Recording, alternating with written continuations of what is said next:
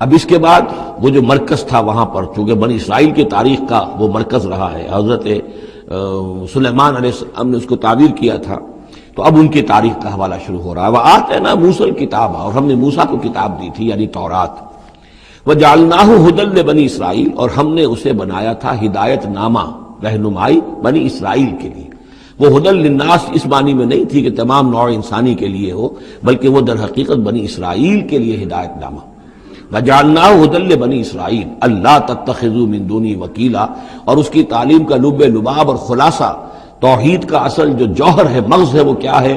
اللہ کے سوا کسی کو کارساز نہ سمجھو، مت پکڑو کسی اور کو میرے سوا کارساز، کسی پر تمہارا بھروسہ، کسی پر توکل نہ ہو میرے سوا۔ یہ توحید کا لب لباب ہے، خلاصہ ہے۔ ذریۃ من حملنا مع نوح، اے وہ لوگوں جو اولاد ہو ان کی جن کو ہم نے اٹھایا تھا نوح کے ساتھ، سوار کیا تھا کشتی میں نوح کے ساتھ۔ حضرت نوح علیہ السلام کے 3 بیٹے، سام، حام، یافس، اور ظاہر بات ہے سام ہی کی نسل ہے یہ کہ جس میں حضرت ابراہیم کی پیدائش ہوئی، اور انہی کی نسل ہے یہ بنی اسرائیل۔ تو گویا کہ یہاں ذکر ہو رہا ہے کہ وہ جو لوگ حضرت نوح علیہ السلام کے ساتھ بچا لیے گئے تھے ان کی کشتی میں، انہی میں سے ایک کی نسل تم ہو۔ ذریۃ من حملنا مع نوح انہ کان عبدا شکورا، یقیناً وہ ہمارا بہت ہی شکر گزار بندہ تھا حضرت نوح علیہ السلام کے بارے میں۔ وَقَضَيْنَا إِلَىٰ بَنِي إِسْرَائِيلَ فِي الْكِتَابِ لَتُفْسِدُنَّ فِي الْأَرْضِ مَرَّتَيْنِ، اور ہم نے یہ پہلے ہی متنبہ کر دیا تھا بنی اسرائیل کو کتاب میں کہ 2 مرتبہ تم زمین میں بڑا فساد مچاؤ گے۔ وَلَتَعْلُنَّ عُلُوًّا كَبِيرًا، اور بہت ہی تم سرکشی کرو گے، بہت بڑی سرکشی کرو گے۔ یعنی 2 ادوار تم پر ایسے آئیں گے، شرارتیں کرو گے، سرکشی کرو گے، دین سے دور ہو جاؤ گے، لہو و لعب میں مبتلا ہو جاؤ گے، عیاشیوں کے اندر، اور اس میں تمہارا جو ہے اللہ تعالیٰ کی طرف سے پھر تمہارے اوپر عذاب کے کوڑے برسیں گے۔ اب یہاں پہ بٹوین دی لائن یہ ہے کہ اس سے پہلے ان کا ایک دور آیا کہ جس کے اندر ان کو اللہ تعالیٰ نے ان پر رحمتیں فرمائیں۔ چونکہ ہم کچھ چیزیں پڑھ چکے ہیں تاریخ بنی اسرائیل کے ضمن میں، وہ ذہن میں رکھیے۔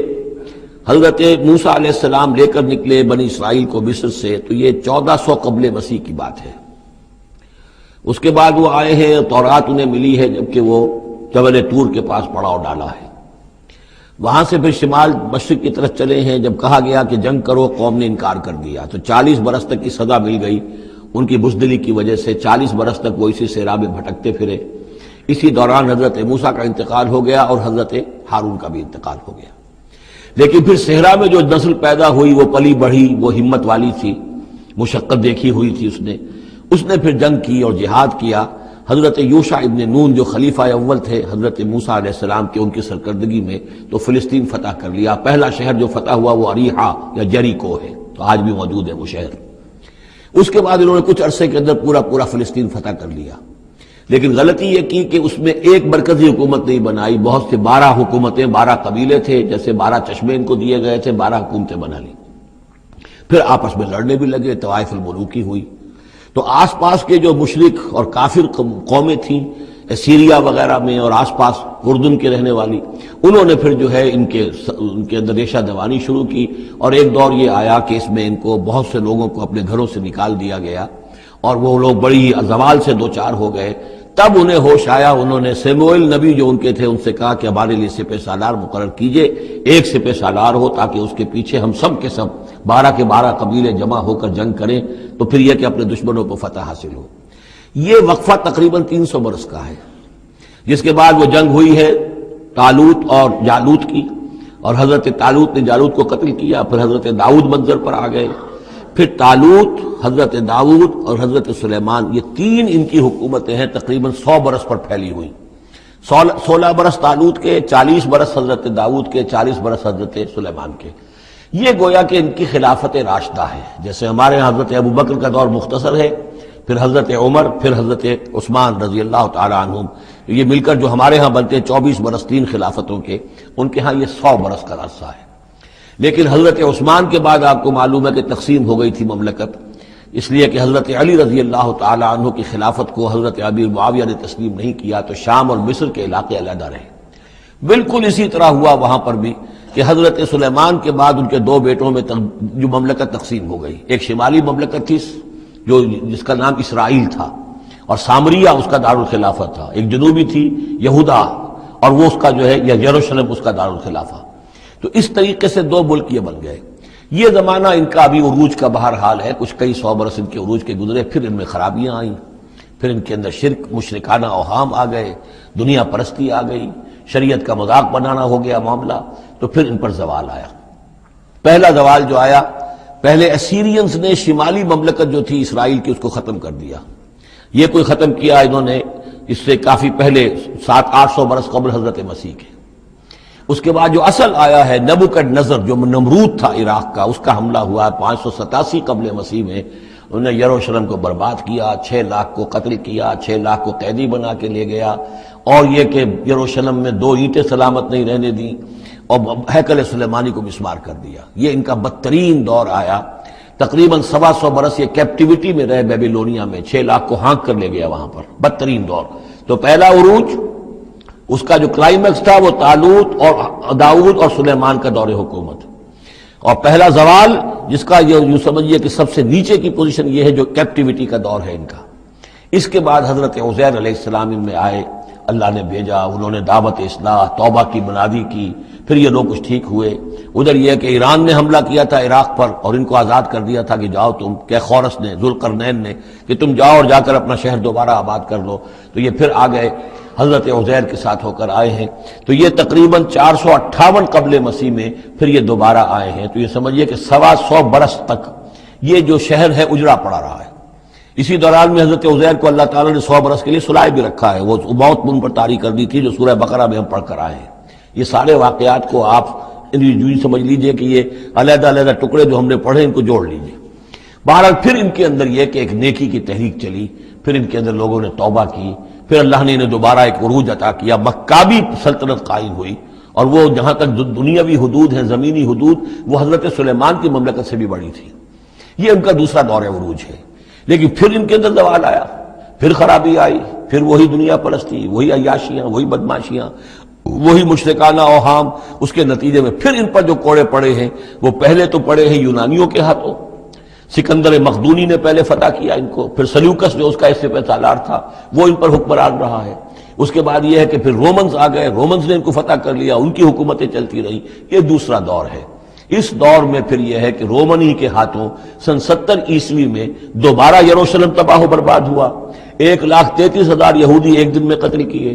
پھر دوبارہ وہ ٹیمپل یا ہیکل سلیمانی جو دوبارہ تعبیر کر لیا تھا حضرت عزیر کے بعد، پھر وہ مسمار کر دیا گیا، اور وہ آج تک مسمار پڑا ہوا ہے. اور گویا کہ حضور صلی اللہ علیہ وسلم کی بعثت کے وقت 500 برس ہو چکے تھے اس کو مسمار ہوئے ہوئے. سن 70 عیسوی میں وہ مسمار ہوا، اور 571 میں حضور کی پیدائش ہے. یعنی آپ کی پیدائش بھی پورے 500 برس بعد ہوئی ہے، جبکہ یہ رومیوں کے ہاتھوں ہیکل سلیمانی تباہ و برباد کر دیا گیا تھا. یروشلم میں پھر کوئی متنفس نہیں رہا. لیکن یہ کہ بعد میں جو ہے اس کے اندر ان کو یہاں سے نکال باہر کیا گیا، ان کا ڈائسپورا شروع ہو گیا. وہ ڈائسپورا اس صدی کے شروع میں ختم ہوا ہے، وہ پھر میں بعد میں بات کروں گا. یہ ساری داستان بڑی اہم ہے، اس لیے کہ یہ سابقہ امت مسلمہ ہے. یہ وہ امت مسلمہ ہے جس کے ہاں 1400 برس تک نبوت رہی، جس کے ہاں 3 کتابیں نازل ہوئی ہیں، جن کے بارے میں قرآن میں 2 جگہ ہے، یا بنی اسرائیل اذکروا نعمتی التی انعمت علیکم وانی فضلتکم علی العالمین، میں نے تمام جہان والوں پر تمہیں فضیلت دی ہے. تو اسی طریقے سے پھر ان کو معزول جب کرنے کے بعد ہم سامنے آئے ہیں تو حضور نے بتایا وہی کچھ تم پر بھی ہوگا اور وہی کچھ ہم پر بھی ہوا ہے. ہمارا بھی پہلا عروج عربوں کی زیر قیادت تھا، پھر زوال آیا. پہلے پٹائی ہوئی کروسیڈرز کے ہاتھوں، پھر جو پٹائی ہوئی ہے، بڑی پٹائی جو ہوئی ہے وہ ہوئی ہے پھر ہلاکو اور چنگیز کے ذریعے سے، فتنہ تاتار. اس کے بعد پھر جو ہے وہ قیادت بدل گئی، عربوں کی قیادت کے بجائے ترکوں کی قیادت آ گئی. وہ وہی لوگ جنہوں نے لاکھوں کروڑوں مسلمان قتل کیے پھر وہ ایمان لے آئے، اسلام لے آئے. انہی کے ذریعے کی مختلف حکومتیں بنی، ترکان تیموری اور ترکان صفوی اور ترکان سلجوقی اور ترکان عثمانی. لیکن اس کے بعد پھر ان پر بھی زوال آیا. وہ ہم نے دیکھ لیا اس صدی میں گریٹ اوٹومان امپائر جو ہے اس صدی کے شروع میں ختم ہو گئی. اور ہم پر بھی جو دوسرا جو دور آیا عذاب کا وہ یورپ کی قوموں کے ذریعے سے آیا. کہیں انگریز آ گئے، کہیں فرانسیسی آ گئے، کہیں اطالوی آ گئے، کہیں اسپینیئرز آ گئے، کہیں ڈچ آ گئے. تو جیسے کہ یہودیوں پر بھی دوسرا عذاب جو آیا تھا وہ گریکس اور رومنز کے ہاتھوں اسی طریقے سے مسلمانوں پر بھی دوسرا زوال کا دور جو آیا ہے وہ یورپین کولونیل پاورز کے ہاتھوں آیا۔ ہم نے یہ طے کر دیا تھا، پہلے ہی سنا دیا تھا بنی اسرائیل کو کہ تم اپنی تاریخ میں 2 مرتبہ بہت فساد مچاؤ گے اور بہت سرکشی کرو گے۔ فَإِذَا جَاءَ وَعْدُ أُولَاهُمَا، جب ان دونوں میں سے پہلے وعدے کا وقت آ گیا، بَعَثْنَا عَلَيْكُمْ عِبَادًا لَنَا أُولِي بَأْسٍ شَدِيدٍ، ہم نے تم پر مسلط کر دیے اپنے ایسے بندے جو بڑی سخت جنگ کرنے والے، بڑے سخت جنگجو تھے۔ فَجَاسُوا خِلَالَ الدِّيَارِ، تو وہ تمہاری آبادیوں میں، ملکوں میں گھس گئے۔ وَكَانَ وَعْدًا مَفْعُولًا، اور وہ وعدہ جو اللہ کا تھا وہ پورا ہو کر رہا۔ یعنی جب تم شرارت کرو گے، جب تم دین سے برگشتہ ہو جاؤ گے، جب تم اللہ کی کتاب کو، اللہ کے قانون کو جو ہے وہ مذاق اور ہنسی بنا لو گے، تو پھر تم پر ہمارے عذاب کے کوڑے پڑیں گے۔ یہ میں بتا چکا ہوں، پہلے یہ کوڑے آئے اسیرینز کے ہاتھوں جنہوں نے ختم کر دیا اسرائیلی مملکت کو، پھر یہ آئے نیبوکڈنیزر کے ہاتھوں، بیبیلونینز کے ہاتھوں، جس نے کہ یروشلم کو بھی برباد کیا، 6 لاکھ کو قتل کیا، 6 لاکھ کو ساتھ لے گیا اور ہیکل سلیمانی مسمار کر دیا۔ ثم رددنا لکم الکرۃ علیہم، پھر ہم نے تمہاری باری لوٹائی ان پر۔ پھر اللہ تعالیٰ نے ان کو پھر ایک مرتبہ پھر وہ دی سہارا دیا، چاہے وہ سہارا ایرانیوں کی وجہ سے ہوا کہ خورس یا سائرس ذوالقرنین، اس نے اب عراق پر حملہ کیا اور پھر یہاں پہ ان کو اجازت دے دی کہ تم چلے جاؤ اور جا کر اپنا شہر دوبارہ آباد کر لو، تو یہ واپس آئے۔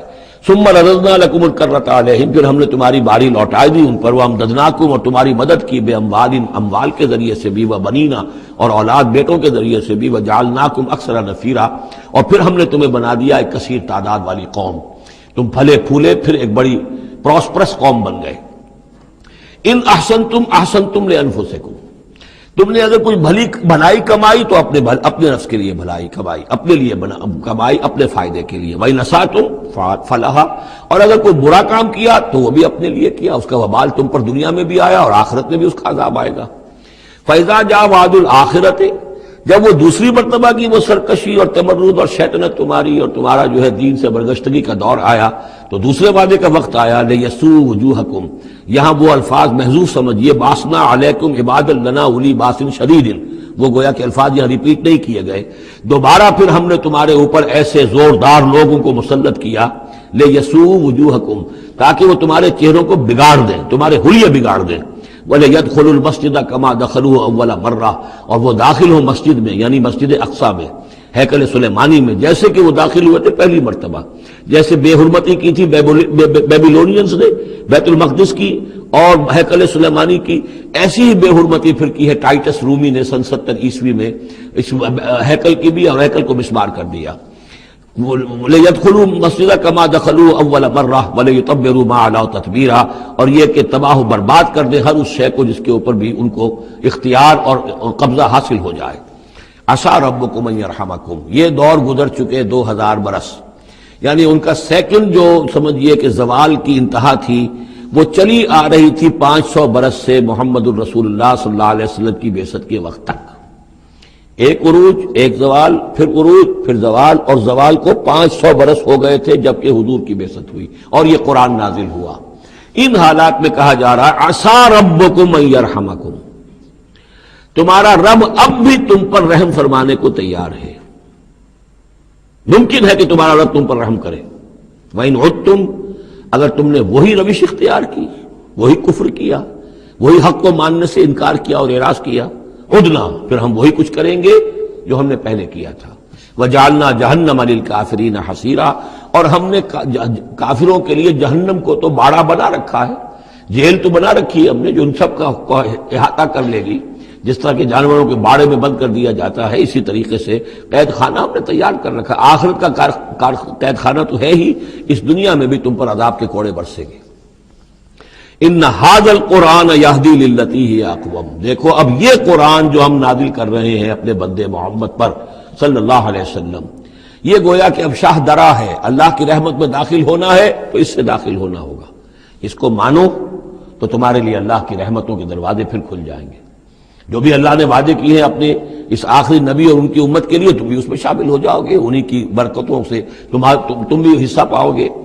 ان ھذا القرآن یہدی للتی ہے اقوم، یقیناً یہ قرآن ہے جو اب راستہ دکھا رہا ہے اور رہنمائی کر رہا ہے اس راہ کی طرف جو سب سے سیدھی ہے، اقوم، وَيُبَشِّرُ الْمُؤْمِنِينَ، اور بشارت دیتا اہل ایمان کو، الَّذِينَ يَعْمَلُونَ الصَّالِحَاتِ، جو نیک عمل بھی کریں، أَنَّ لَهُمْ أَجْرًا كَبِيرًا، کہ ان کے لیے بہت بڑا اجر ہے، وَأَنَّ الَّذِينَ لَا يُؤْمِنُونَ بِالْآخِرَةِ۔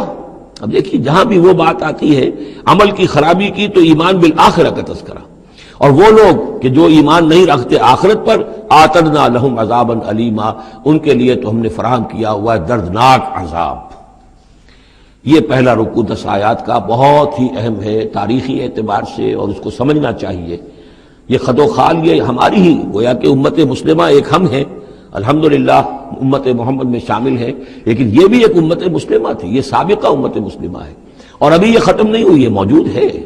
اگر ڈپوزڈ ہے، معزول کر دی گئی ہے، وہ دوسری بات ہے، اور تقریباً 2000 برس سے یہ بڑے سختیوں کے اندر تھی، لیکن اب تقریباً 100 برس سے یہ ابھر کر آ گئی ہے، اور یوں سمجھیے کہ اب 2 پتنگیں اوپر چڑھ رہی ہیں۔ ایک سابقہ امت مسلمہ کی 1917 سے چڑھنی شروع ہوئی، بالفور ڈکلریشن، 1948 میں اسرائیل بن گیا، 1967 میں اسرائیل کی جو توسیع ہو گئی، 1991 میں آپ کو معلوم ہے کہ جو اس کا اربوں میں ایک ہی دشمن ہو سکتا تھا جس سے اسے خطرہ تھا، عراق، اس کا برکس نکال دیا گیا۔